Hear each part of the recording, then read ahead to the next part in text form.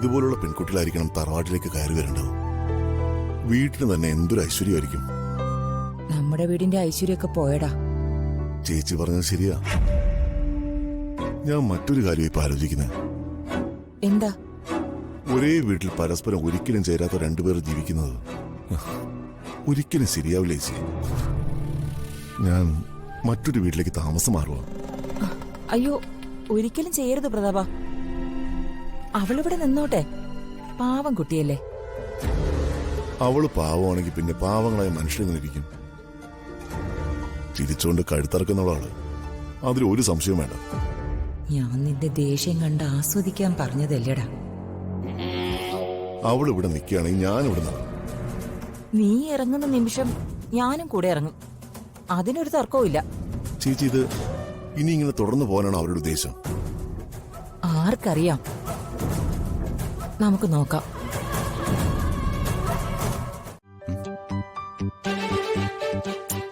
എടാ, നിന്റെ ബൈക്കിന്റെ പുറകിൽ സ്ഥിരമായിട്ട് ഒരാളെ കാണാറുണ്ടായിരുന്നല്ലോ, അയാൾ എവിടെയെന്നാ ഞാൻ ചോദിച്ചേ. ചേച്ചി കളിയാക്കിയതാണോ? ഞാൻ കളിയാക്കിയൊന്നും അല്ല, കാര്യമായിട്ട് എന്നെ ചോദിച്ചതാ. ഋതുമോൾ എവിടെ? എന്നാ പിന്നെ അതങ്ങ് നേരിട്ട് ചോദിച്ചാ പോരെ, എന്തിനാ ഇങ്ങനെ വളച്ചൊടിക്കുന്നത്? എടാ, ഇവള് വെറുതെ വഴക്കുണ്ടാക്കാൻ നിക്ക. നീ കേറി വന്നേ, വാ. ഞാൻ വഴക്കുണ്ടാക്കുന്നതോ വളച്ചൊടിക്കുന്നതോ ഒന്നും അല്ല. പിരിയാനാവാത്ത ഇണപ്രാവുകളെ പോലെ ഈ ബൈക്കില് ഋതുമോളും ഇവനും ഒരുമിച്ചേ യാത്ര ചെയ്യാറുള്ളൂ. ഇപ്പൊ ആ ഒരാളെ കണ്ടില്ല, അതാ ഞാൻ ചോദിച്ചേ. ഋതു പുറത്തു പോയിരിക്ക. ഏത് പുറത്ത്? പള്ളിപ്പുറത്തോ അതോ അരുവിപ്പുറത്തോ? നിനക്കിതെന്താ പറ്റിയേ? അമ്മേ, ഋതുമോൾ ഇവനില്ലാതെ അങ്ങനെ ഒറ്റയ്ക്ക് ഒരിടത്തും പോവില്ല. അങ്ങനെ ഒറ്റയ്ക്ക് പോണമെങ്കിൽ ഇവനുമായിട്ട് വഴക്കുണ്ടായിട്ടുണ്ട്. സത്യം പറയടാ, നിങ്ങൾ തമ്മിൽ വഴക്കല്ലേ? വെറുതെ ആവശ്യമില്ലാത്തൊന്നും പറയരുതേ. ഞങ്ങൾ തമ്മിലേ യാതൊരു വഴക്കുമില്ല. അവര് തമ്മിൽ എന്തെങ്കിലും പ്രശ്നം ഉണ്ടെങ്കിൽ അത് അവര് തമ്മിൽ തീർത്തോളും. നീ ആരും ഇതിൽ ഇടപെടാൻ? ഞാൻ ഇവന്റെ ആരുമല്ലേ, ഇവന്റെ മൂത്ത ചേച്ചിയാ ഞാൻ. ഇവനെ ചോദ്യം ചെയ്യാനുള്ള അധികാരം എനിക്കുണ്ട്. ചോദ്യം ചെയ്യാനും ഭേദ്യം ചെയ്യാനും നീ ആരാ? സ്ഥലം ഡിവൈഎസ്പിയോ? ദേ, നിനക്ക് നല്ല തല്ല് കിട്ടാത്തതിന് കുറവുണ്ടേ. അതെങ്ങനെയാ? ആ പാവം ജയൻ നിന്നെ പേടിച്ച് ജീവിക്കല്ലേ? അമ്മേ, ഇവര് തമ്മിൽ എന്തെങ്കിലും വഴക്കോ പിണക്കോ ഉണ്ടെങ്കിൽ അതിവര് പറഞ്ഞു തീർക്കണം. അതുകൊണ്ടാ ഞാൻ ചൂടാവുന്നേ. ഒരെണ്ണം ഇവിടെ ഡിവോഴ്സ് വരെ ആവാറായി നിൽക്കുക. അതുകൊണ്ടുള്ള ടെൻഷൻ കൊണ്ട് പറഞ്ഞു പോയതാ.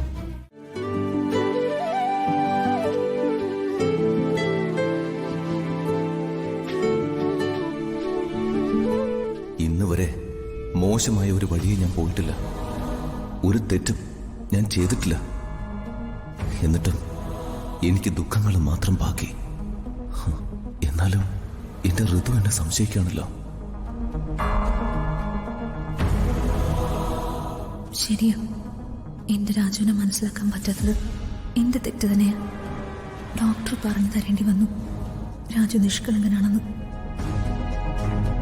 രാജു ഒരു പാവമാണെന്ന് എന്നെക്കാൾ കൂടുതൽ മറ്റാർക്കാ അറിയാം?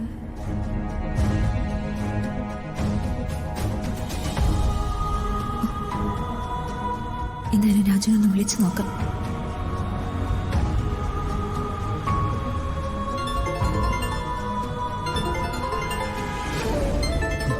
ഋതു. ആ, ഹലോ ഋതു. രാജു, രാജു എവിടെയാ? ഞാൻ ഈ കുന്നത്തുകാവ് ക്ഷേത്രത്തിന്റെ മുമ്പിലുണ്ട്. എനിക്ക് അത്യാവശ്യമായിട്ട് രാജുനൊന്ന് കാണണം. ആ, കാണാലോ. ഞാൻ എങ്ങോട്ടാ വരണ്ടേ? വരണ്ട, രാജു അവിടെ തന്നെ നിന്നാ മതി. ഞാൻ അങ്ങോട്ട് വരാം. ശരി.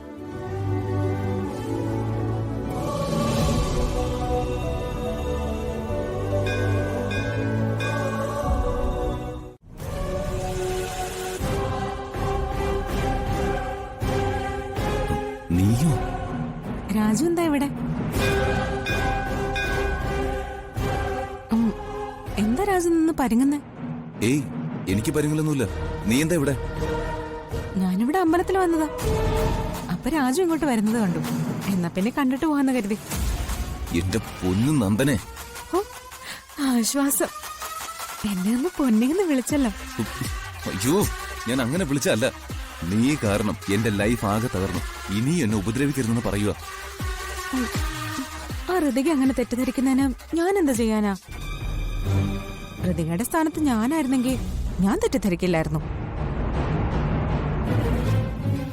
ദേവി, ഇത് നീ ഇവിടുന്ന് ഒന്ന് പോ നന്ദനെ. ഞാനെന്തിനു പോണം? ഞാൻ രാജുവിനെ കാണാനല്ലേ വന്നേ. എന്നെ നീ എന്തിനു കാണണം? എന്നെ കാണാൻ എന്റെ ഭാര്യയുണ്ട്. മറ്റാരും കാണുന്നേലേ എനിക്ക് വലിയ താല്പര്യമൊന്നുമില്ല. രാജു എന്തിനാ എന്നെ അവോയ്ഡ് ചെയ്യുന്നേ? പിന്നെ ഞാൻ എന്തിനാ നിന്നെ സ്വീകരിക്കുന്നത്? ദേ, എനിക്ക് എന്റെ ലൈഫില് എന്റെ ഋതു മതി. മറ്റൊന്നും എനിക്ക് വേണ്ട. അതെന്താ രാജു അങ്ങനെയൊക്കെ പറയുന്നേ? ഞാൻ ഋതികയെക്കാളും സുന്ദരിയല്ലേ?